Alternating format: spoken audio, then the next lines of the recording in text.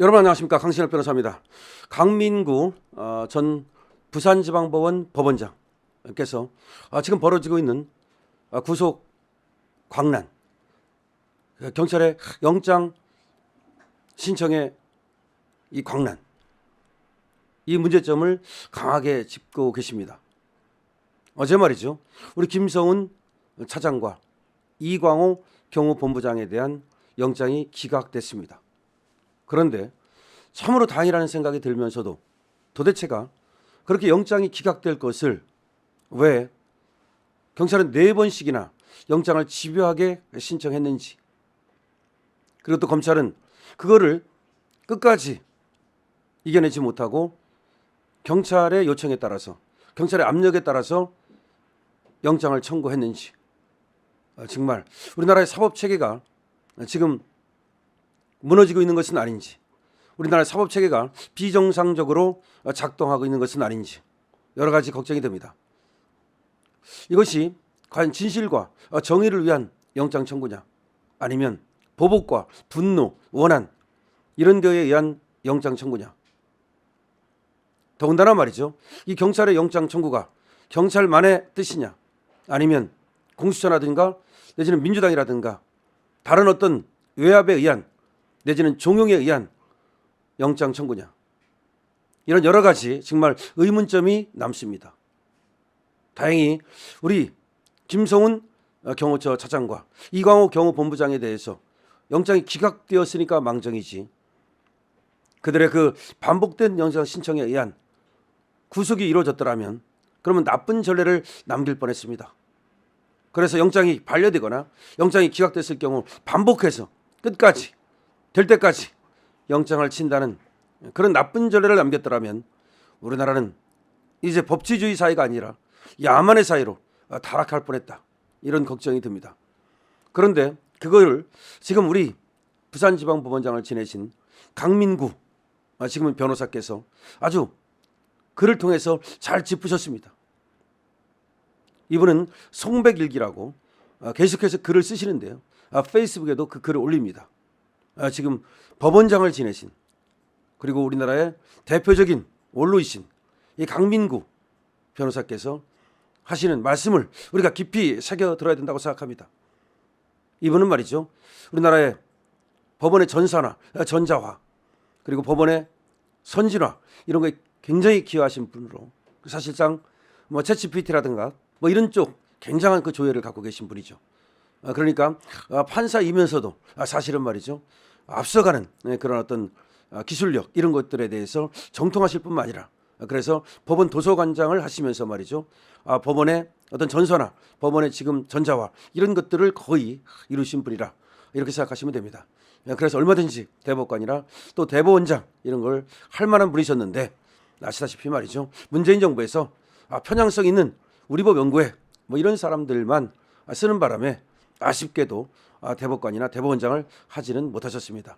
그러나 제가 알기로 말이죠, 아주 보수적인 그리고 정통 그런 법관으로서 이번에 윤석열 대통령에 대한 이 탄핵 이 추진에 대해서도 국회의 탄핵 광풍에 대해서도 상당히 비판적인 생각을 갖고 지금 윤석열 대통령의 복귀를 바라는 그런 입장에서 글을 또 쓰고 계시는 분입니다.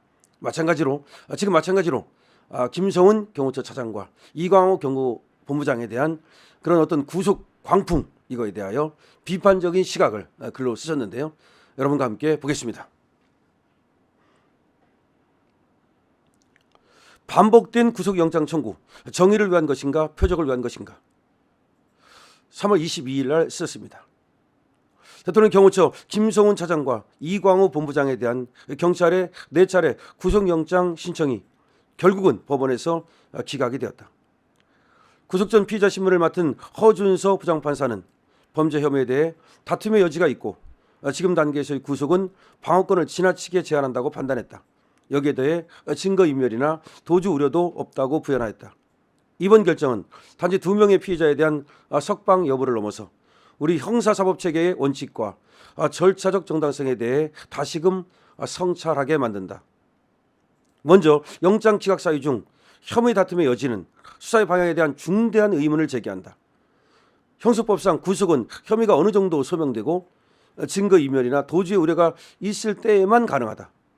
이미 관련 증거가 대부분 수집되어 있고 피의자들이 직위를 유지하며 조사에 임해온 점에서 구속 사유가 충족되지 않음은 명백하다. 오히려 이러한 상황에서의 구속 시도는 피의자의 방어권을 침해하는 과잉 수사로 비춰질 수밖에 없다. 더 큰 문제는 구속영장 청구가 이번이 처음이 아니라는 점이다. 김 차장에 대해서 이번째 4번, 이 본부장에 대해서 이번째 3번, 이렇게 이전에 여러 번의 영장 청구가 있었고 다 합치면 7번 영장 신청을 했다는 사실이다. 검찰은 줄곧 혐의 소명이 부족하다는 이유로 영장을 발려해왔다. 이러한 반복된 기각은 경찰 수사의 설득력이 구조적으로 취약하다는 점을 입증한다. 그럼에도 불구하고 경찰은 서울고검 영장심의위원회의 형식적 결정을 근거로 다시 영장을 청구하였고 결국 법원에서도 기각되며 이 수사가 무리한 표적수사라는 비판을 자초하게 되었다.